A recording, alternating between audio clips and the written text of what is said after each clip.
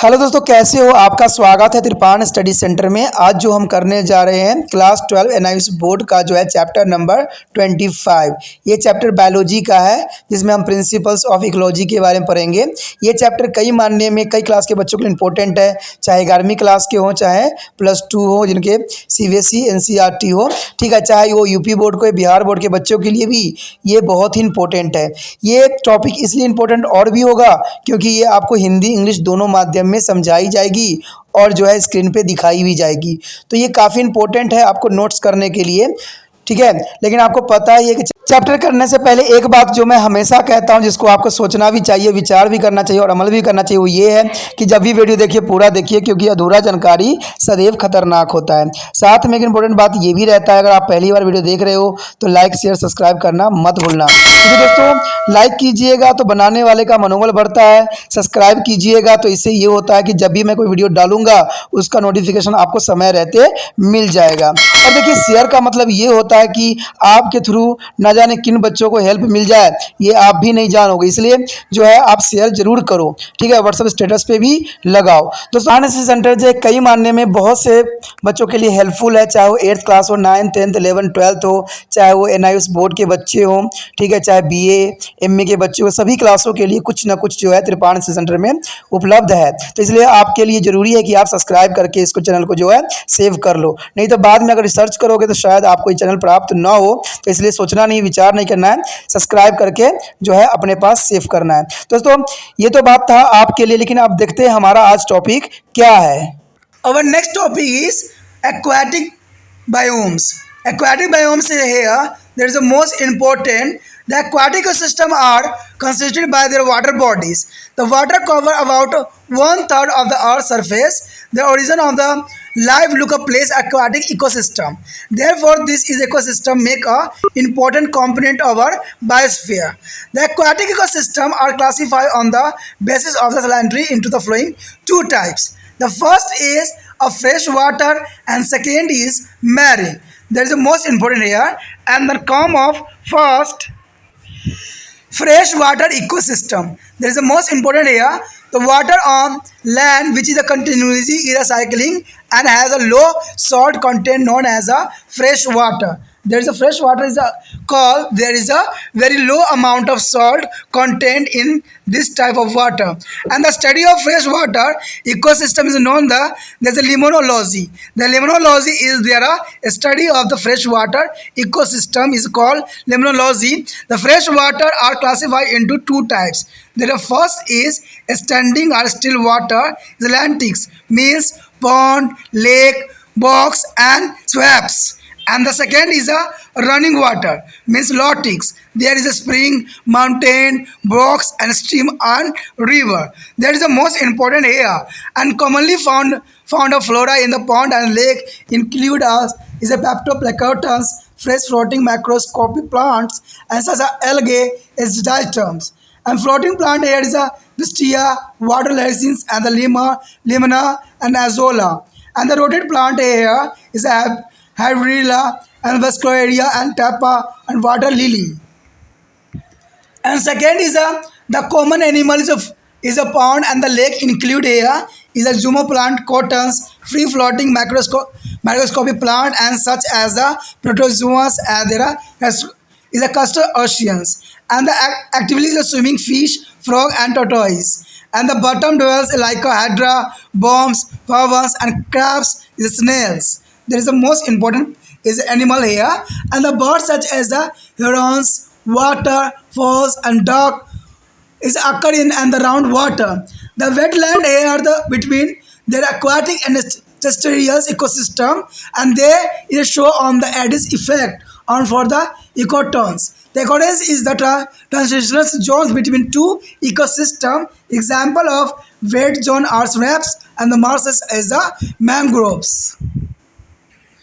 दोस्तों यहाँ पर जो है जलीय बायोम यानी एक्वाटिक बायोम्स के बारे में बात किया जा रहा है। देखिए जलीय बायोम, एक्वाटिक बायोम्स मतलब यही हुआ कि जलीय बायोम का निर्माण जो जलाशय द्वारा होती है। क्योंकि नाम से ही आपको स्पष्ट हो रहा है कि हम जल की बात कर रहने जा रहे हैं। जल पृथ्वी की सतह पर लगभग 3/4 भाग जो है घेरा हुआ है। यानी देखा जाए जैसे हमारे शरीर में होता है वैसे ही जल जो है पृथ्वी पर भी घेरा हुआ है। जीवन का आरंभ अगर देखा जाए तो जलीय पारितंत्र में ही हुआ है, जो साइंटिस्ट ने भी प्रूफ कर दिया है कि जो जीवन का आरंभ हुआ है वो जलीय तंत्र में ही हुआ है। अंततः यह पारितंत्र हमारे जैव मंडल का एक महत्वपूर्ण भाग माना जा सकता है। कहते हैं लवण के आधार पर जलीय पारितंत्र का वर्गीकरण के 2 प्रकार यहाँ पर आपको देखने को मिलेगा। एक जो होगा लवण जलीय यानी फ्रेश वाटर, और एक जो होगा समुद्री यानी मैरीन, जो कि 2 इंपॉर्टेंट पार्ट यहाँ पर रहता है। सबसे पहले हमारे समक्ष आता है जो है अलवणीय पारितंत्र। तो अलवणीय पारितंत्र क्या है? देखिए, अलवणीय पारितंत्र में जो है जमीन पर जल जिसका चक्र निरंतर चलता रहता है और जिसमें लवण की मात्रा अत्यंत न्यून हो, यह अलवण जल कहलाता है। अलवणीय जलीय जो है पारितंत्र का अध्ययन, ठीक है, उसको हम सैरोवर विज्ञान कहते हैं, यानी लिमोलॉजी कहलाता है, सैरो विज्ञान कहलाता है। अलवणीय जलाशय के 2 समूहों में विभाजित किया गया है। एक तो किया गया स्थिर या रुका हुआ जल, यानी जिसको हम रुका हुआ जल कहते हैं, जो बड़े बड़े जो है पाउंड पाए जाते हैं। इसमें लैट्रिक्स कहते हैं, यानी इसको लैंट्रिक्स कहते हैं। जैसे तालाब हो गया, झील हो गया, दलदल हो गया, अनूप्स हो गया, तो यहाँ पर जो जल होता है रुका हुआ होता है। लेकिन दूसरा जो है आपको बहता हुआ यानी सरिता जल कहते हैं, जिसको हम लॉटिक्स कहते हैं। लॉटी का उदाहरण होगा जैसे झरना, पर्वतीय जल स्रोत, धाराएँ और नदियाँ। तो ये सारे जो है काफ़ी इंपॉर्टेंट रहता है। उसके पश्चात अगर देखा जाए तालाब और झील के समानता पाई जाने वाले पादप जात, देखिए कौन कौन से जो है पादप जात तालाब और झीलों में पाए जाते हैं। तो देखा जाए तो पादप लवण जो है मुक्त रूप से तैरने वाले सूक्ष्म पादप जैसे शैवाल, डाइटम पाया जाता है। और तैरने पलम करते वाला पादप यानी तैरने और पलावन करते हुए पादप जो है प्लिस्टिया, जलकुंभी, लेमना, ठीक है, एजोला, कमल, ये सारे पाए जाते हैं। अगर तीसरी बात देखा जाए यहाँ पर जड़ युक्त पादप, यानी जिसमें जड़ पाया जाता है, ठीक है, यहाँ पर हम पादप की बातें कर रहे हैं जो कि फ्लोटिंग था, अब जो है हमारा रूटेड जो प्लांटेड है। यहाँ पर कहा जाए अगर जड़ युक्त पादप की बात करें हम तो इसमें हाइड्रा सबसे ऊपर आएगा। उसके बाद आएगा बेलिसोनेरिया, कमल, सिधारा और जल कुमिनंदिनी यानी लीली आदि आएगी। तो ये सारे इंपॉर्टेंट होता है। अगर हम देखा जाए दूसरा तालाब व झीलों में सामान्यतः पाए जाने वाले प्राणी, अब कौन कौन से प्राणी पाए जाते हैं तो ये भी जानना आपके लिए अत्यंत महत्वपूर्ण होता है। कहते हैं जल में मुक्त रूप से तैरने वाले सूक्ष्म जंतु जैसे प्रोटोजोआ और क्रस्टेशियस या प्राणी पाए जाते हैं। अगर देखा जाए सक्रिय रूप से तैरने वाले जैसे मेढक, मछलियाँ व कछुआ यहाँ पर मुख्यतः पाए जाते हैं। अगर तीसरी बात देखें तो जल में रहने वाले जैसे हाइड्रा, क्रूमी, फ्रॉन, केकड़े, घेंगे आदि भी पाए जाते हैं, जिनके लिए सर्वाइव करने के लिए अच्छा कंडीशन प्राप्त होता है। अगर हम पक्षी जैसे बगुला, जलमुर्गी, बत्तख आदि पानी के आसपास पाए जाने वाले जो है पक्षियाँ यहाँ पर देखने को मिल जाएगा। कहते हैं जलीय स्थलीय पारितंत्र के मध्य जो है आर्द्रभूमि यानी वेटलैंड्स पारितंत्र होते हैं जो कोर प्रभाव दिखाते हैं और एक जो है इकोटोन्स बनाते हैं। इकोटोन 2 पारिस्थितिक तंत्र जैसे स्थलीय और भूमि जो संक्रीमन बीच का क्षेत्र होता है, और दलदल के उदाहरण जो है अनुपम्स यानी कश, मार्शल्स और जो है गयान यानी मैंग्रोव्स आदि होते हैं। तो ये काफ़ी इंपॉर्टेंट बात यहाँ रखता है। Next topic is a marine ecosystem. The marine ecosystem, there is come to the distribution. The distribution is the most important here. The marine ecosystem cover nearby the 71% of the Earth's surface, with on average depth about 4,000 meter. The 4,000 meter is the most important, the average surface, and 71% the Earth's surface. The freshwater rivers is a eventually they are empty into the ocean. The salinity of open sea is a 3.6% and the aquatic constant of sodiums and chlorine make up the nearby the 86% of the sea salt, and the rest is due to other elements such as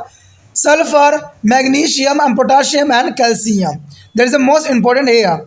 And the temperature here, the range of temperature is a variation is a much less a sea than on the land through there near the surface. It is a considerable from -2 Celsius in on aquatic oceans, and 27 Celsius is the warmest water as a specific ocean. In the deeper layer of temperature is the contact at about 2 Celsius. And here the light reaches up to the content depth only. The deeper region is permanently dark. The deeper region is permanently dark. And there come to the pressure. The pressure increase with the depth in the ocean, and it is a 1 atmosphere near the surface and 1000 atmospheric at the greatest depth. That is the most important. And come to the tides. The tides is their gravitational pull of the sun and the moon. The causing the tides is the ocean. At the time of full moons and the new moon, tides are highly and that is called to the spring tides. And then at the quarter moon, their tides are exponentially low and known as the low tides of naps of tides. And there is the most important and the flora and the fauna. There is the life is the ocean is a limited but is a biodiversity is very high as the compared to the terrestrial ecosystem. The almost every major groups of animal occur somewhere or the outer in the sea, expected the insect and vascular plant which are the completely absent in the marine ecosystem. दोस्तों यहाँ पर बताया गया है कि समुद्री पानी तंत्र किस प्रकार अपना विशिष्ट स्थान रखता है और इनका विशिष्ट कार्य है। कहते हैं समुद्री पानी तंत्र जो होती है, सबसे पहले तो हमारा आता है वितरण के ऊपर कि ये कहाँ तक फैला हुआ और इसकी क्या कंडीशन है। अगर देखा जाए समुद्री पानी तंत्र जो है पृथ्वी का लगभग 71% भाग घेरा हुआ है और इसकी औसत गहराई लगभग जो है 4000 मीटर माना जाता है। कहते हैं लवण जल जो है लवण जलीय नदियों अंत में समुद्र में गिरता है और खुले जो है समुद्र की लवणता लगभग जो है 3.6% होती है जो लगभग नियत रहती है, यानी ये रहती है। समुद्री लवण का लगभग जो है 86% सोडियम क्लोरीन निर्मित होती है और से सल्फर होता है, मैग्नीशियम होता है, पोटाशियम होता है और कैल्शियम पाया जाता है। अगर देखा जाए तापमान तो कहते हैं समुद्र में तापमान परिवर्तन का पहाड़ स्थल की अपेक्षा अधिक न्यून होता है और यह मान अंटार्कटिका समुद्र में -2 सेल्सियस तथा प्रशांत महासागर गर्म जल का जो है 27 सेल्सियस के मध्य माना गया है। कहते हैं समुद्र की गहराई में तापमान लगभग 2 सेल्सियस से लगभग नियत होती है, जो कि काफ़ी इंपॉर्टेंट रहता है इस बात को। अगर हम प्रकाश की कंडीशन देखें तो प्रकाश एक नियमित गहराई तक पहुंच पाती है और अधिक गहरे भाग सदैव अंधकारमय रहता है। तो कहते हैं जितना गहराई होगी उतना अंधकारमय तो रहेगी, ये जनरल सी बात है। उसके पश्चात है दाब। देखिए समुद्र में गहराई के साथ दाब के मान में वृद्धि होती रहती है। यह मान सतह पर जो है एक वायुमंडलीय दाब के लगभग व सर्वाधिक गहराई में 1000 वायुमंडलीय दाब के बराबर माना जाता है, जो कि काफ़ी इंपॉर्टेंट है। कहते हैं ज्वार भट्टा। देखिए ज्वार भट्टा बहुत इंपॉर्टेंट होता है इसके लिए। ज्वार भट्टा कब आता है? कहते हैं सूर्य व चंद्रमा के गुरुत्वाकर्षण के कारण समुद्र में ज्वार भट्टा आता है, यानी जब सूर्य जो है सूर्य जो है चंद्रमा को अपनी ओर आकर्षित करती है तो पृथ्वी में जो होता है ज्वार भट्टा आता है। और ये ज्वार भट्टा कब आता है? पूर्ण चंद्र व नव्र चांद्र के समय ज्वार भट्टा आता है। या तो अमावस्या के दिन आएगा या पूर्णिमा के दिन जो है ये ज्वार भट्टा देखने को मिलेगा। इसे वृद्ध ज्वार यानी स्प्रिंग टाइड भी कहते हैं। कहते हैं जो चंद्र में ज्वार भट्टा अत्यंत कम ऊंचाई तक होती है इसे लघु ज्वार यानी निपल टाइड्स भी कहते हैं। तो आपको पता हो गया होगा कि ज्वार भट्टा क्यों आता है। जब चंद्रमा और सूर्य जो है आपस में गुरुत्वाकर्षण के कारण जो है अपनी ओर आकर्षित करती है तो पृथ्वी भी आकर्षित होती है, जिसके वजह से जो है पानी की बहुत बड़ी लहरें उठती है, जिसको ज्वार भट्टा के नाम से जाना जाता है। ये सदैव जो है पूर्णिमा को आती है या अमावस्या के दिन ही आपको देखने को मिलेगा। कहते हैं उसके बाद है हमारा पादप जात एवं प्राणी जात। पादप जात एवं प्राणी जात क्या होती है? कहते हैं समुद्र में जीवन सीमित है, लेकिन स्थलीय परितंत्र तंत्र की अपेक्षा इसकी जैव विविधता अत्यधिक है। लगभग सभी जो है मुख्य जंतु जो है समुद्र में एक या दूसरे स्थान पर पाए ही जाते हैं, केवल कीटों व संवहनीय पादपों को छोड़ के। ये कीट वहाँ पर जो है जलीय स्थल पे नहीं पाया जा सकता, जो समुद्री पारितंत्र में पूर्णतः अनुपस्थिति होते हैं। तो ये काफ़ी इंपॉर्टेंट बात यहाँ रखता है। The next topic is ecological successions. There is the most important topic here, ecological successions. The biotic community and dynamics in a nature and change over a period of time. The process by which a community of plant and animal species in an area and are replaced by another over a period of time is known as the ecological succession. Friend, here's what do you mean to the ecological succession? The process which the community of plant an animal species in on the area are replaced by another over period of time. There is known as the ecological sensations, and the both biotic and abiotic component are involved in this change. There is the most important here. The both biotic and abiotic component is involved in this change.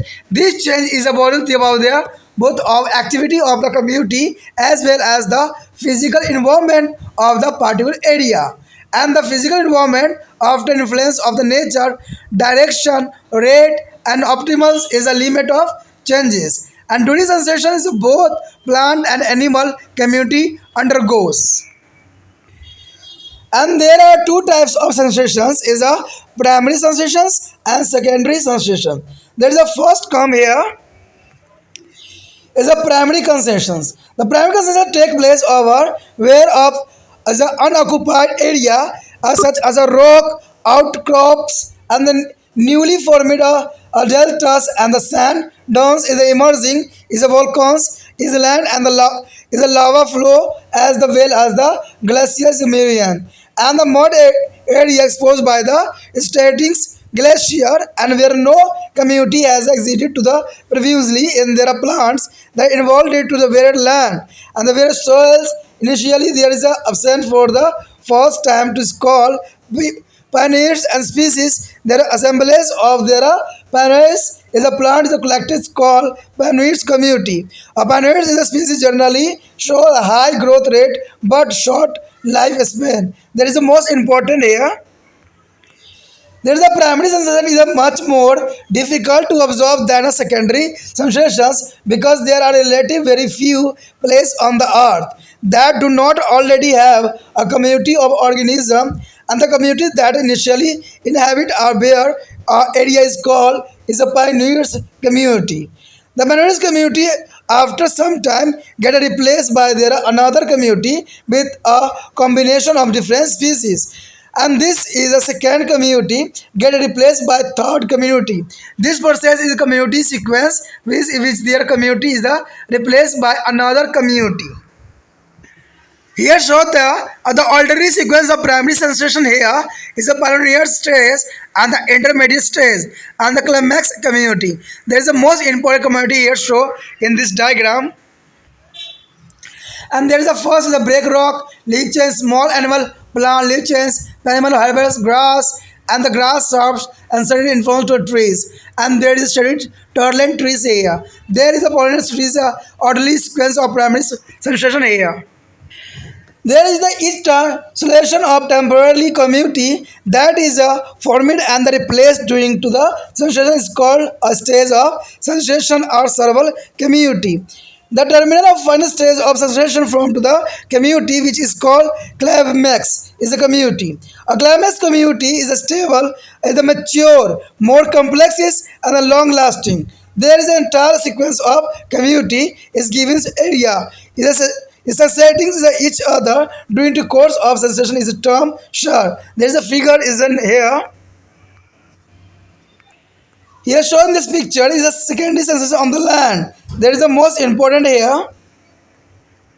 The hair present of there is a flowers flat, annual weeds, and the 1 and 2 years perennials and the grass, shrub, and the other perennials. And there is there different types of secondary sensation in this land that is shown in this diagram.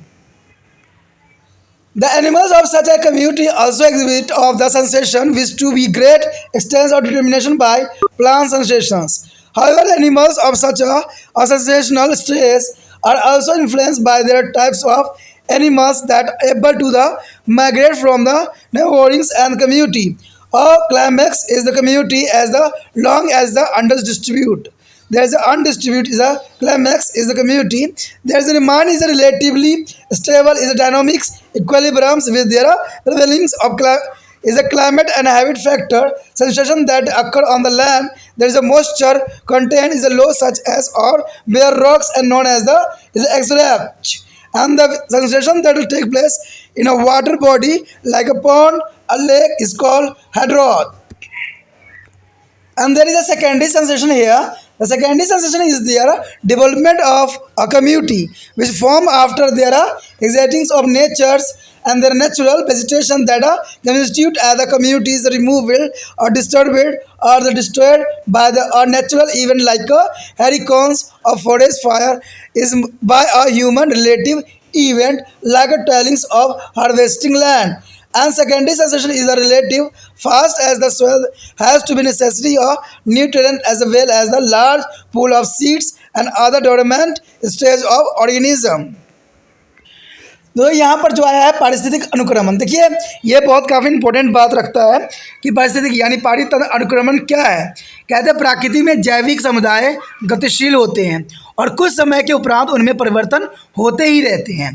कहते हैं यह प्रक्रिया जिसके द्वारा किसी क्षेत्र विशेष के पादप समुदाय और प्राणी जातियों के स्थान पर कुछ समय बाद दूसरी समुदाय जाति आ जाती है, ये पारिस्थितिक अनुक्रमण कहलाता है। यानी आप साफ शब्दों में समझ सकते हो कि जो जैसे कि हम अगर किसी क्षेत्र में रहते हैं तो उस क्षेत्र में कोई और व्यक्ति आके रहने लग जाता है, यानी ये सब जो है क्षेत्र बदलते रहते हैं, तो उसी को ये हम क्या कर अनुक्रमण कहते हैं। यानी ये पादप प्राणी जात में भी ऐसा संभव होता है कि कभी कभी कोई क्षेत्र जो होता है किसी जीव के लिए जो है कंडीशन अच्छा बन जाता है और कभी कभी वही ख़राब कंडीशन बन जाता है तो वो वहाँ से माइग्रेट कर जाता है। जैसे कि आपको पता ही है कि कुछ पक्षी जो होते हैं गर्म इलाके के तलाश में जो होता है ठंडे भारत से माइग्रेट कर जाते हैं, कुछ दूसरे गर्म क्षेत्र में चले जाते हैं। तो ये भी बात प्लांट में भी यहाँ पर अनुक्रिया करती है। तो यही बात यहाँ बताया गया है कि प्रक्रिया जिसके द्वारा किसी क्षेत्र विषय के पादप समुदाय यानी एक पादप समुदाय और प्राणी जाति स्थान पर कुछ समय बाद दूसरी समुदाय जाति में चले जाते हैं, उसी को हम अनुक्रमण कहलाता है, यानी माइग्रेट कह सकते हो सिंपल लैंग्वेज में। इस परिवर्तन में जैविक और अजैविक दोनों प्रकार की घटक भाग लेते हैं और यह परिवर्तन समुदाय की गतिविधियां यानी क्रियाकलाप के साथ साथ उस क्षेत्र के भौतिक पर्यावरण क्षेत्रों के कारण ही होता है। यानी उस क्षेत्र में जो होता है जैविक अजैविक दोनों तरह की गतिविधियां देखने को आपको मिल जाएगा, जो कि बहुत काफ़ी इंपॉर्टेंट बात यहाँ रखता है। कहते हैं अगर देखा जाए भौतिक पर्यावरण प्रायः जो है प्राकृतिक दिशा परिवर्तन दर परिवर्तन की स्तंभ सीमा सभी को प्रभावित करती है। अनुक्रम के माध्यम पादप प्राणी दोनों समुदाय में परिवर्तन होते ही रहते हैं। कहते हैं अनुक्रमण दो प्रकार के होते हैं, एक प्राथमिक अनुक्रमण होता है और दूसरा जो होता है द्वितीय अनुक्रमण होता है। कहते हैं अगर प्राथमिक में देखोगे तो वो मुख्य रूप से रहेगा, लेकिन द्वितीय अनुक्रमण देखोगे तो उसमें गौण बातें रहेगी, सम्मिलित होगी। यहाँ पर पहला आता है प्राइमरी यानी प्राइमरी अनुक्रमण। देखिए प्राइमरी सेंसेशन क्या होती है, तो इसमें मुख्य बात यही आती है कि अनुक्रमण निम्न जो है प्रति गैर आबादी या उन अधिविकसित क्षेत्रों में होते हैं जैसे चट्टान ध्रस्त यानी आउटक्रॉप्स या जो है नवनिर्मित जलटा और बालू डिब्बे से प्रकट होने वाले ज्वालामुखी द्वीपों और लावा सरोवरों के साथ साथ हिम नदियों हिमोद यानी ग्लेशियर मोरियंस यानी कि निर्वतीय हिम नदी ग्लेशियर के कारण बने प्रकृति क्षेत्र जहाँ पहले से कोई समुदाय वास न कर रहा हो। कहते हैं प्रतिभूमि जहाँ आरंभ में मृदा नहीं होती है पर पहली बार उगने वाले पौधे जो है अग्रगामी यानी पेलोनियर्स जाति कहलाती है। कई अग्रगामी पौधे आपस में मिलकर एक पादप समुदाय बना लेते हैं जिसे हम आगामी समुदाय भी कहते हैं। अग्रगामी जो है जाति में सामान्यतः जो है उच्च वृद्धि दर होती है, लेकिन उनकी जीवन अवधि बहुत ही कम या अल्प होती है, जो कि बहुत काफ़ी इंपॉर्टेंट बात यहाँ रखता है।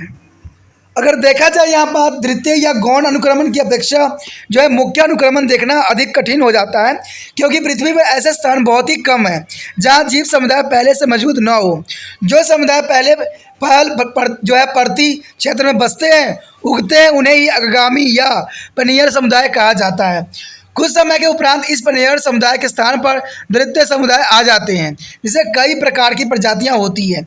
आगे चलकर ये दूसरे समुदाय के साथ पर तीसरे समुदाय आ जाते हैं और इस प्रकार प्रक्रिया जो है अनुक्रमण बार चलती ही रहती है, यानी कि एक समुदाय के स्थान पर दूसरा समुदाय आता ही रहता है। तो ये समझना बहुत आपके लिए आसान है कि कभी भी जो होता है एक समुदाय आता है, एक समुदाय छोड़ के चला जाता है, फिर दूसरा समुदाय आता है, फिर दूसरा समुदाय छोड़ के चला जाता है, तो तीसरा समुदाय जो है आके बसता है। तो इस प्रकार जो है क्रिया चलता रहता है, जिसे हम कहते हैं अनुक्रमण बार कहलाता है। जैसा कि यहाँ पर आप चित्र में भी देख सकते हो कि प्राथमिक अनुक्रमण के सुव्यवस्थित जो है अनुक्रमण किया गया है। अगर देखोगे तो पहले आपको दिखेगा कि नग्न चट्टान, जहाँ पर चट्टान के रूप में सिर्फ कोई जीव जंतु पनप नहीं रही है, जिसको हम पायनियर स्ट्रेस कहते हैं। लेकिन पायनियर स्ट्रेस सिर्फ यहाँ तक सीमित नहीं रहती है, वहाँ पर छोटे शाही केन आ जाता है, फिर छोटे 1 वर्षीय पादप उगने लग जाता है, फिर वहाँ पर बहुवर्षीय पौधे उगने लग जाते हैं। और ये किस में चला जाता है? इंटरमीडिएट स्टेज में चला जाता है, जहाँ पर जो है वृक्ष अधिक जो है घास छाया रहने वाले सारे पाए जाते हैं। लेकिन जब ये क्लाइमैक्स कम्युनिटी में जाता है तो यहाँ पर जो है बहुत बड़े बड़े वृक्ष के रूप में ये परिवर्तन हो जाता है। तो यही कंडीशन जो है कंटिन्यू चलती रहती है और इससे जो है पादप अपने आप को विकास के लिए अग्रसर होते रहते हैं। कहते हैं इसमें जो संक्रमण अस्थायी समुदाय बनाता है वह अनुक्रमण के दौरान प्रतिस्थापित हो जाता है। इसे अनुक्रमण की एक अवस्था या अनुक्रमण सीवल समुदाय भी कह सकते हैं। अनुक्रमण की अंतिम चरण अवस्था में जो समुदाय बनता है उसे हम चरम यानी क्लाइसोमैक्स जो है समुदाय कहलाता है।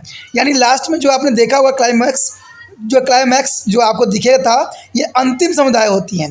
और ये चरम समुदाय स्थायी, परिव्यक्त और अधिक जटिल और दीर्घकाल तक जीवित रहने वाले होते हैं, क्योंकि ये क्लाइमैक्स में जाते हैं तो ये काफ़ी जो है दीर्घकालीन जीवित रहने वाले पौधों में आ जाता है। कहते हैं किसी निश्चित क्षेत्र में समुदाय का संपूर्ण अनुक्रमण जो अनुक्रमण के दौरान एक के बाद एक कर होता रहता है उसे हम करीमेंशियर कहलाता है। जैसा कि यह चित्र में भी आप देख सकते हो, यहाँ चित्र में भी वही बात को दर्शाने की कोशिश किया गया है कि भूमि पर द्वितीय अनुक्रमण। देखिए अगला हम ब्राह्मण्स फील्ड देख लेते हैं जहाँ पर कोई जीव जंतु उत्पन्न नहीं हुआ है, लेकिन वही अगर 2 से 3 ईयर की बात देखोगे तो बाइनेमर्स जो होंगे बढ़ते चले जाएंगे और इस प्रकार जो है धीरे धीरे ग्रोथ करने लगेंगे और ये जो है क्लाइमैक्स कम्युनिटी तक पहुँच जाएंगी।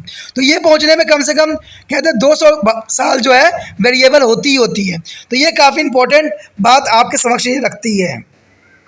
कहते हैं अगर देखा जाए तो काफ़ी हद तक पादप जो है अनुक्रमण द्वारा निर्धारित होने वाले ऐसे समुदाय के प्राणियों में भी अनुक्रमण होता है।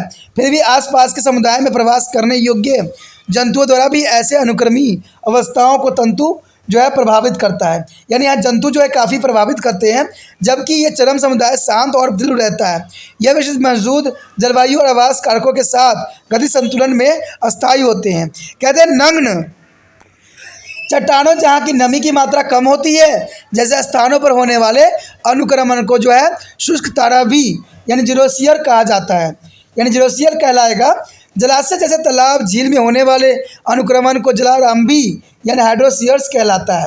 अगर देखा जाए द्वितीय अनुक्रमण का तो द्वितीय अनुक्रमण भी कुछ इसी बात को दर्शाता है कि ऐसे प्राकृतिक वनस्पति जो एक समुदाय में बनती है जब प्राकृतिक घटनाएं जैसे हेरिकेन या जंगली आग या मानव में संबंधित क्रियाकलापों यानी जो है भूमि की जुताई एवं कटाई आदि के कारण नष्ट जो वृक्ष हटा दिया जाता है, तो उसके बाद वहाँ पर परिवर्धित होने वाले समुदाय को द्वितीयक अनुक्रमण कहलाता है। यानी ये द्वितीय अनुक्रमण में आता है। कहते हैं द्वितीयक अनुक्रमण जो है प्रकृति तेजी से बढ़ता है क्योंकि मृदा में आवश्यक पोषक तत्व के साथ साथ बीजों का बड़ा भंडार और जीवों के अन्य प्रबल अवस्थाएं भी उपलब्ध होती है। Biogeochemical cycle. There is the most important is a biogeochemical cycle here. You have already learned that a living organism requires several chemical elements for their life process. There may be use a part of their structure component, a part of enzyme, which influence of various life is a processes. Unlike energy, which is a flow, is unidirectionally, is a nutrient and is a continuously exchanged between to the organism and their physical environment. There is a bio means living, geo rock, chemical element. There is a biogeochemical, and there is cycling of nutrient is a biosphere is called biochemical or nutrient cycle. That is also called to the biogeochemical or nutrient cycle. It involves a movement of nutrient element through the various component of the ecosystem. There are the more than 40 elements required for the various is a life process is a plant and animal. There is the most important here, and this animal is the element are continuously cycling in the ecosystem through the biogeochemical cycle, and there are planet is the earth has a no input of these nutrients, and the nutrients are matter from to dead remaining of organism are recovered are made of available to be a producer to decomposer, and this nutrient are never to lose from ecosystem. देखिए दोस्तों हमारे समक्ष जो आया है topic हुआ है biogeochemical. देखिए इसका मतलब होता है जैव भू रासायनिक चक्र यानी जैव भू रासायनिक चक्र, इसमें जो है कई चक्रों के बारे में हम पढ़ेंगे, वाटर साइकिल हो, चाहे सल्फर साइकिल हो या कार्बन साइकिल हो, तो ये काफ़ी इंपॉर्टेंट रहेगा। कहते हैं जीवों को अपनी जैव प्रक्रियाओं के लिए अनेक रासायनिक तत्वों की आवश्यकता होती है। यह उनके संरचना अवयवों की एंजाइम की भांति उपयोग में लाए जा सकते हैं जो विभिन्न जैव प्रक्रियाओं को प्रभावित करती है। कहते हैं ऊर्जा का प्रवाह एक दृश्य होती है, जबकि पोषक तत्व का जीव एवं उनके भौतिक पर्यावरण के साथ जो है निरंतर आदान प्रदान होती रहती है। यानी ये देखिए, कहते हैं कोई भी जीव जंतु को सर्वाइव करने के लिए केमिकल की आवश्यकता होती है, रसायन की आवश्यकता होती है। तो यहाँ पर बताया गया है कि जियो जो है बायो मतलब जीवित, और जियो मतलब भू केमिकल रसायन, यानी बायो जियो केमिकल कहा जा सकता है। कहते हैं जैव मंडल में पोषक तत्वों का चक्र जो है जैव भू रासायनिक चक्र, या इसको हम पोषक चक्र भी कहते हैं। इसमें एक पारितंत्र के विभिन्न घटक होते हुए चक्र पूरा हो जाता है। पादप एवं जीवों के विभिन्न जैव प्रक्रियाओं के लिए लगभग 40 तत्वों की आवश्यकता होती है।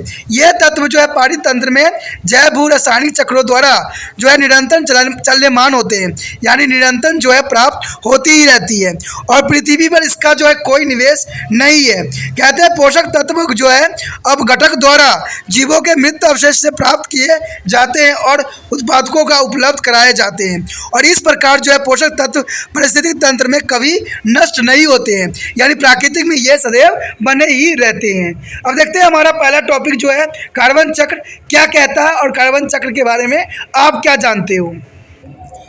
So our next topic is carbon cycle. Carbon cycle is here is the most important. There is atmospheric carbon dioxide is there is a source of all carbon in both living organism as well as the fossil use as a fossil fuel. Then it is a highly soluble in water. The ocean also contain a large quantity of the dissolving carbon dioxide and bicarbonates. The carbon cycle is given as here compressed to the flowing process. There is a first is photosynthesis. The photosynthesis is a terrestrial and aquatic plant utilize the carbon dioxide from a photosynthesis, and through this process the inorganic form of carbon are converted into the organic matter in the presence of sunlight and chlorophyll, and the carbon dioxide is thus the fixed and the accumulated by a plant. It is partly used by them for their oven life process, and the rest is storage as their biomes which is available to be heterotrophs to the food. And their next is a respiration. The respiration here, the respiration is the metabolic process or the reserve of a photosynthesis in which the food is oxidized, is elaborate energy to perform to the various life process, and the carbon dioxide and the water. Thus the carbon dioxide atmosphere recover through this process. And the next is decomposition. The decomposition here, after the death of organism, the decomposer break down to the remaining dead organic matter and release their leftover carbon as a back into the atmosphere. That is the most important. And the next is come here. There is a combustion. The combustion means the fossil fuel such as a crude oil is a coal, natural gas, heavy oil is a burning or release of carbon dioxide and the carbon monoxide into the atmosphere. The forest make a large amount of fossil fuel. The fossil fuel is a produce of complete or partial decomposition of plant and animal as a result of the exposure to be heat and pressure in their earth. It's a pressure over a million of years. The forest also act like a carbon reserves as a carbon fixed by them is a cycle very slowly due to their long life. The release of carbon dioxide by forest fire. And their next is a impact of the human activity. There is a most important here. A carbon dioxide is a continuously increasing the atmosphere due to the human activity, such as the industrialization, urbanization, and increasing of the is the automobiles. This is increasing of atmospheric CO2 is leading to the great house effect and the global warming. The here show the carbon cycle is very easy diagram here.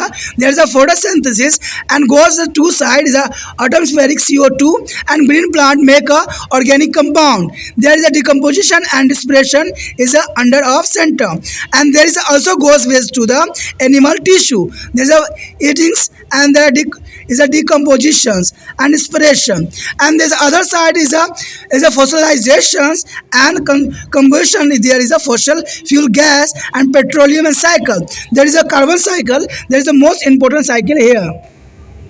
दोस्तों यहाँ पर जो है carbon चक्र के विषय में हम चर्चा करने जा रहे हैं। देखिए कार्बन चक्र जो है कई क्लासों के बच्चों के लिए अत्यंत महत्वपूर्ण है, तो ये आपके लिए भी बहुत महत्वपूर्ण है। कहते हैं वायुमंडलीय में जो है कार्बन डाइऑक्साइड सभी प्रकार के कार्बन जीव प्राणी के साथ साथ जीवाश्म में भी जो है ईंधन के रूप में होते हैं का एक स्रोत होता है। यह जल में अत्यंत घुलनशील होते हैं और समुद्र में भी ये बड़ी मात्रा में कार्बन डाइऑक्साइड व बाइकार्बोनेट घुले हुए होते हैं, जिसकी वजह से वहाँ के जीव भी इसके लिए अनुसरण करता है। सबसे पहले तो बात यही आता है कि प्रकाश संश्लेषण में इसका क्या योगदान है। देखिए यहाँ पर प्रकाश संश्लेषण की बात किया गया है तो आपको पता ही होगा कि स्थलीय जलीय पादप प्रकाश संश्लेषण के लिए कार्बन डाइऑक्साइड का ही उपयोग करते हैं, और इस प्रक्रिया द्वारा सूर्य के प्रकाश वपन रहित यानी क्लोरोफिल की उपस्थिति में कार्बन डाइऑक्साइड से कार्बनिक रूप में परिवर्तन भी होता है, और इस प्रकार कार्बन को स्थिरीकरण भी होती है और यह पादप ग्रहण कर ली जाती है, और यह आंशिक रूप से उनकी स्वयं की जीवन प्रक्रिया को प्रयुक्त भी की जाती है, और शेष भाग जैव भार के रूप में संग्रहित किया जाता है। यह विषमपोषी जीवों के खाद्य के रूप में उपलब्ध रहता है, जो कि बहुत काफ़ी इंपॉर्टेंट है। देखिए कार्बन डाइऑक्साइड जो होती है सभी प्लांटों के लिए एक अमृत तुल्य होती है, क्योंकि इसी के रिगार्डिंग जो है वो अपना भोजन बनाती है और ऑक्सीजन छोड़ती है, और ऑक्सीजन जो है मानव जाति के लिए अमृत तुल्य है। तो ये दोनों जो कॉम्बिनेशन होती है ये कार्बन डाइऑक्साइड साइकिल के रिगार्डिंग ही संभव हो पाती है। आगे हमारा है श्वसन।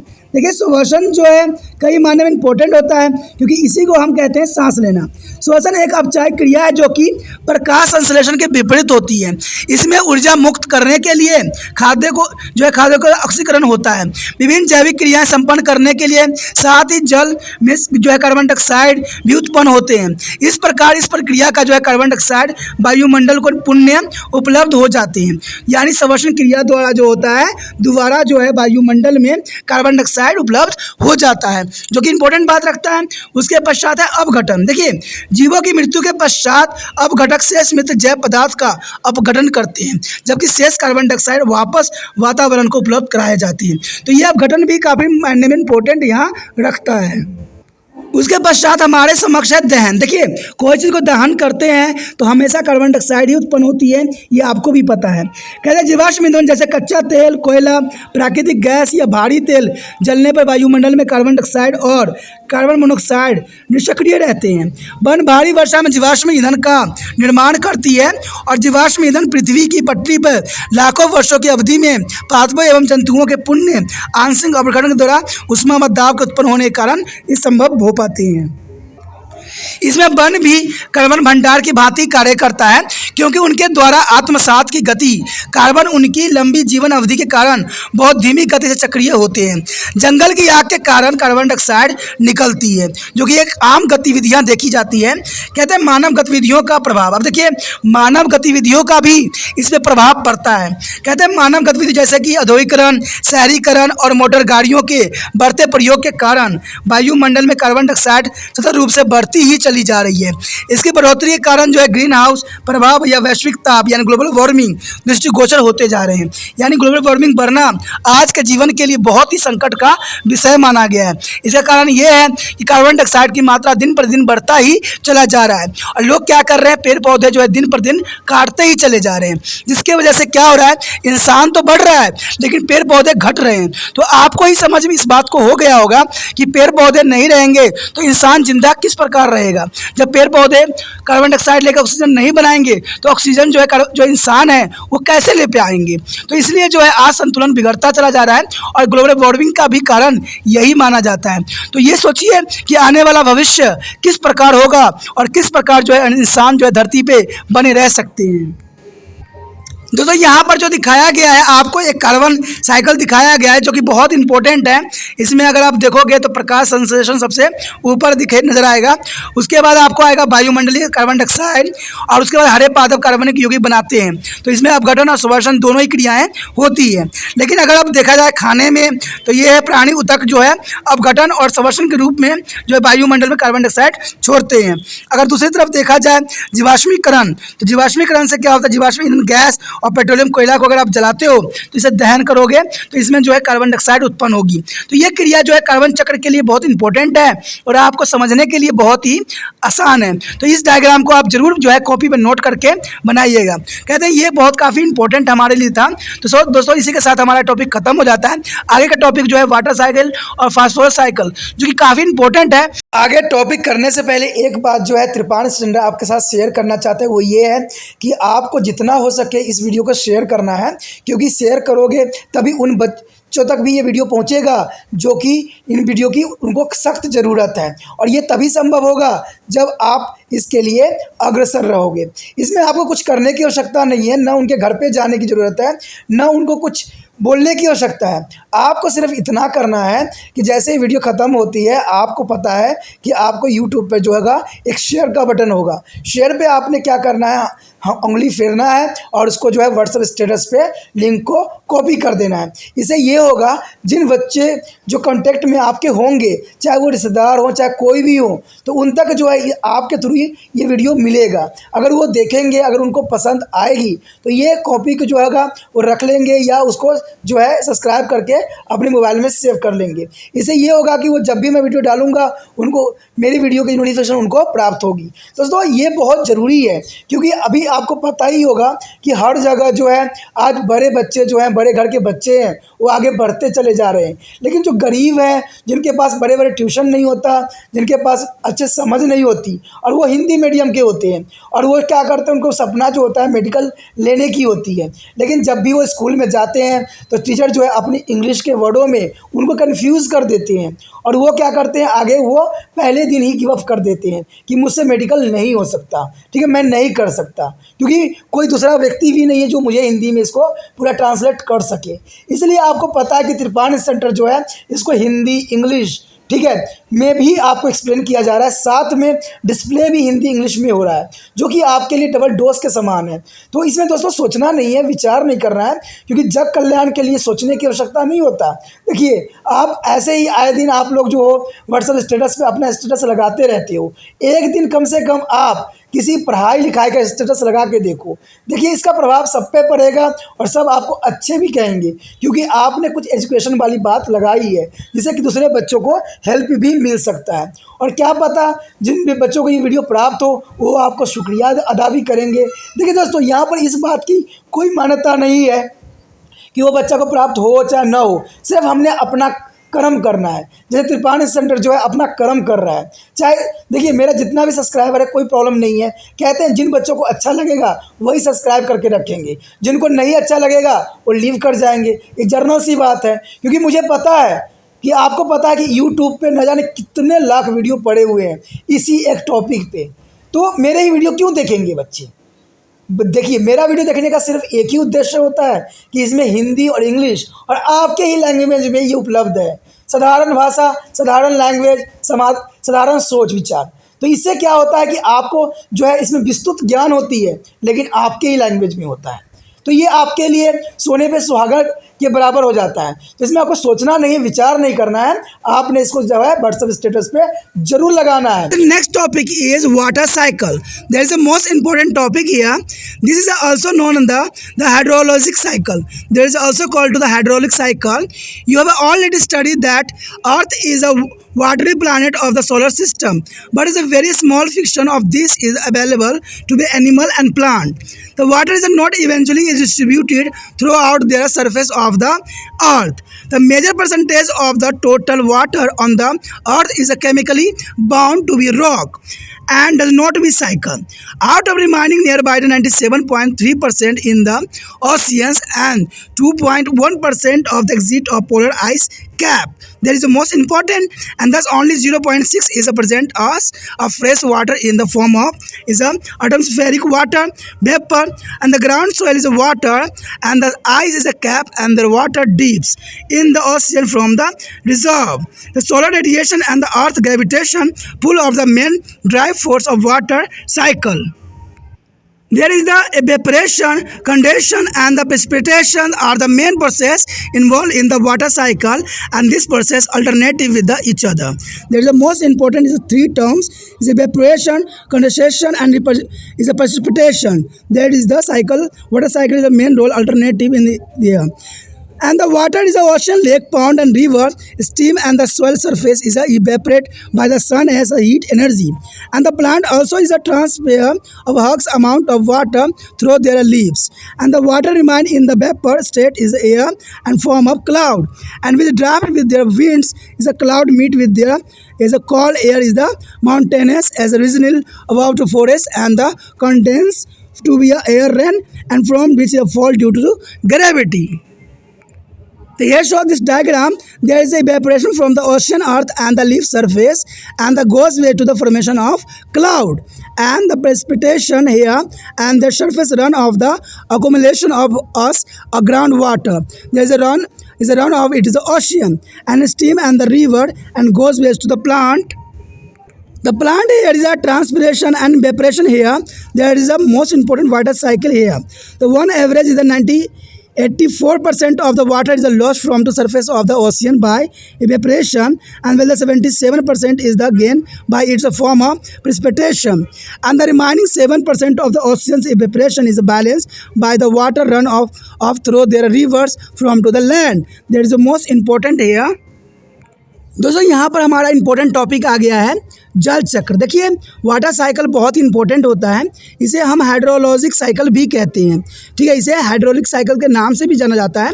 आप जानते हैं कि पृथ्वी सौरमंडल का एक जल युक्त ग्रह है, लेकिन इसका बहुत ही अल्प भाग पादपों एवं जंतुओं के उपलब्ध है। कहते हैं पानी पृथ्वी की सतह पर सामान्य रूप से वितरित नहीं है। आपको पता है कि पानी सामान्य रूप से हमारे पृथ्वी पर वितरित नहीं है। पृथ्वी का अधिक प्रतिशत जल जो है रासायनिक रूप से चट्टानों में जो है आत्मसात है और चक्रीय नहीं होते हैं। शेष भाग में से जो है लगभग 97.3% भाग समुद्र है, वह 21% जो है ध्रुवीय हिम क्षेत्र में अवस्थित है। यानी कहते हैं कि मैक्सिमम पार्ट जो है समुद्र पानी से घिरा हुआ है या आपको ध्रुवीय जो है हिम क्षेत्रों में पाया जाता है। इसका केवल 0.6% जो है अलवणीय जल, वायुमंडलीय जल, वाष्प, भूमिगत जल या मृदा जल के रूप में उपलब्ध है। कहते हैं हिम छत्र यानी आइस कैप एक समुद्र में गहराई में जल जो है भंडार का निर्माण करते हैं। कहते हैं सौर विकिरण एवं पृथ्वी के गुरुत्वाकर्षण बल जल चक्र के मुख्य चालक बल है। और कहते हैं वाष्पीकरण यानी वाष्पीकरण के कारण संघ एवं वर्षा जल चक्र में जो है नियत जो है मुख्य प्रक्रिया है और जो एक दूसरे का स्थान लेती ही रहती है। अगर देखा जाए तो समुद्री झीलें, तालाब, नदियाँ आदि का जल सूर्य की उष्मा ऊर्जा के कारण वर्षीकृत होती रहती है, यानी जलवाष्प बनता रहता है। पादपों की जो है पत्तियों से भी बहुत मात्रा में जल निकलता है और जल हवा में जो है वाष्पित अवस्था में रहता है। बादलों का निर्माण करता है जो हवा के साथ गमन करते हैं। बादल पर्वतीय क्षेत्र में वनों के ऊपर ठंडी हवा से निकलते हैं और सदिन होकर वर्षा करते हैं, जो गुरुत्वीय बल के कारण संपन्न होती है। देखिए गुरुत्वाकर्षण के कारण ही बरसात होती है, ये तो आम बात है। कहते हैं औसतन 84% भाग जल समुद्री जल से वाष्पित होते हैं, जबकि 77% भाग जो है इसके वर्षा द्वारा पुण्य प्राप्त होते हैं। यानी 77% जो होता है पुण्य जो है रेंज से हमें प्राप्त हो जाता है। जल चक्र से 7% को समुद्री वाष्पन का संतुलन नदियों के प्रवाह के कारण ही होता है, क्योंकि स्थलीय वाष्पन जो होती है वो 16% होता है, जो वर्षा के 23% होती रहती है। तो ये काफ़ी इंपॉर्टेंट बात यहाँ रखता है। अगर हम एक फ्लो चार्ट को देखें तो आप देखोगे कि सिंपल फ्लो चार्ट है। ये एक साइकिल भी आप समझ सकते हो कि समुद्री पृथ्वी जो है पृथ्वी की सतह के वाष्पन करता है, फिर बादल का बन जाना, अवक्षेपण होती है और सतह पर प्रवाह और जमीन जल के रूप में एकत्र हो जाता है। और ये क्या होता है कि धाराओं और नदियों में चला जाता है और पादप में जाता है और समुद्र की ओर प्रवाह भी होता है। तो ये दोनों कंडीशन यहाँ पर मान्य हैं। जब ये धाराएं और नदियों में जाता है तो पादप द्वारा ग्रहण की जाती है और पादप जो होती है वाष्पोत्सर्जन या वाष्पन के द्वारा जो है ये दोबारा से वो आपस लौटा देती है। तो ये जो है हमारा जल चक्र का सबसे इम्पोर्टेंट टॉपिक रहा। The one next topic is phosphorus cycle. The phosphorus cycle is here most important here. We all know that phosphorus is a necessary and important constituent of there is a photoplasma in the living organism. The reserve of the phosphorus are the rock or others deposit there that has been to the formed in the past ecological age. There are erosion of there this is a deposition release of phosphate in the ecosystem. However, much of it is a escaped into the sea where is a part of its lost to be a deep sediment and the sum of the deposit into soil of marine sediments and plant like to the inorganic phosphate or the orthophosphate is ions. The animal consumers that feed on the plant in a turn take up to the phosphate from to them, and after the death of the plant and animal their decomposer act as them and their phosphate return in the ecosystem in the dissolving form. The extract of their animal and also return some phosphorus to be cycle and the bone and teeth of animal are destined to be weathering and this account for some loss of phosphorus. And see a word play an important role in the wearing of a bag of phosphorus to be cycled through there is a gono is a deposit of marine fish also returns some of the phosphorus to be cycled. A study of phosphate cycle relieves that a return of phosphate to be cycled in the inequates and to be a compensate their loss. It is the human beings who have stand in the rate of the loss of phosphorus. The here show the phosphorus cycle is a upper side the protoplasma is a plant, animal, bacteria and phosphorating bacteria here and cytoplasma synthesis here. There is goes waste to their bones and teeth and excretion as there. And there phosphorus rock grains deposit fossil bone deposition vehicle any apparition and the erasions. And then next here there is a goes with the excretion as bone and the teeth, and there is a dissolve of phosphate and the marine birds and fish, and the shells is marine the sedimentaries and the loss to deep sedimentary. There is a phosphorus cycle. There is a most important cycle here. दोस्तों यहाँ पर जो है phosphorus चक्र की बात की जा रही है जो कि काफ़ी इंपॉर्टेंट है। हम सभी जानते हैं कि फास्फोरस जीवधारियों के जीव द्रव्य यानी प्रोटोप्लाज्मा का एक आवश्यक अंग माना जाता है और एक महत्वपूर्ण घटक भी होती है। कहते हैं चट्टान व अन्य निपजन जिनका निर्माण भूगत भूवैज्ञानिक कालों में हुआ होगा फास्फोरस के भंडार है। इन विक्षेपण के अपरदन के कारण फास्फोरस में इनमें निकाल कर पानी तंत्र में जाता है। हालांकि इसका अधिकांश भाग समुद्र में चला जाता है जहाँ इसका कुछ भाग समुद्र की गहराई में जाकर गंभीर अवसादों के रूप में जमा हो जाता है और कुछ भाग जो है उतले कम गहरे समुद्र अवसादों में निक्षेपित हो जाती है। पौधे अकार्बनिक फास्फोरस को जो है ऑर्थोफॉस्फोर आयनों के रूप में ग्रहण करते हैं और प्राणी इन पौधों को खाकर उनसे फास्फोरस प्राप्त करते हैं। इन पौधों और प्राणियों को मर जाने के बाद जो है अपघटक उन क्रियाएँ करते हैं और फास्फोरस विलंगित रूप से पुण्य पारितंत्र में लौट जाता है। कहते हैं जानवरों के विशिष्ट के साथ ही कुछ फास्फोरस जो है फास्फोरस चक्र के रूप में लौट जाता है जो कि बहुत काफ़ी इंपॉर्टेंट बात यहाँ रखता है। अगर देखा जाए जानवरों की अस्थियां और दांतों पर अवलक्षण का कोई प्रभाव नहीं पड़ता है और इस प्रकार भी कुछ फास्फोरस का क्षय हो जाता है। कहते हैं समुद्री पक्षी अपने गवानों छोपों के जरिए भी फास्फोरस को पुण्य चक्र में लाने में महत्वपूर्ण भूमिका निभाते हैं। यानी पक्षी का भी यहाँ पर बहुत महत्वपूर्ण रोल होता है फास्फोरस को पुण्य चक्रण करने के लिए। कहते हैं समुद्री मछली भी कुछ फास्फोरस को वापस चक्र में ले जाती है और फास्फोरस चक्र के अध्ययन से पता चलता है कि फास्फोरस चक्र में वापस तो चला आता है फिर भी उसे कुल क्षय को जो है प्रतिपूर्ण नहीं हो पाती है। देखिए दोस्तों सारा देखिए पूरा प्रोसेसिंग होता है लेकिन कहते हैं ना जो क्षति हो जाती है उसको पुण्य पूर्ति करना संभव नहीं होता है। यह मानव ही है जिसमें फास्फोरस के क्षय के दर को तीव्र कर दिया है। यानी मानव ने जो है फास्फोरस की दर को बहुत तेज़ी से बढ़ा दिया है जिसकी वजह से आने वाला समय में संकट का सबब भी बन सकता है। दोस्तों यहाँ पर जो है एक आपको फास्फोरस साइकिल दिख रहा है जो कि काफ़ी इंपॉर्टेंट है। आप देख सकते हो कि यहाँ जीव द्रव्य से स्टार्ट होता है जिसमें पादप प्राणी जीवाणु ठीक है फास्फोरस जीवाणु सब प्रेजेंट होते हैं। ये सारे जो है फास्फोरस चट्टानों के गगनीय संवर्षण के अस्थियों के ज्वालामुखी से अपरदन घटित हो जाती है और विसर्जित होती है अस्थि और दांत के रूप में भी विसर्जित होती है और उसके बाद जो नीचे चली जाती है ये देखिए उत्सर्जित आपको दिख रहा होगा और अस्थियाँ जो होती है ये उथले समुद्री अवसादों के रूप में चला जाता है और ये समुद्री पक्षी और मछलियाँ जो है इसको दोबारा आपस रिटर्न कर देती है। तो यही जो है फास्फोरस चक्र है जो कि काफ़ी इंपॉर्टेंट है और आपके लिए ज़रूरी भी है। तो इसी के साथ हमारा ये टॉपिक खत्म हो गया, चैप्टर भी जो कि काफ़ी इंपॉर्टेंट था। आगे का चैप्टर जो है और भी इंपॉर्टेंट है, तो आगे का चैप्टर देखना मत भूलिएगा। और साथ में आपको पता ही है कि त्रिपाठी चैनल को लाइक शेयर सब्सक्राइब जरूर कीजिएगा।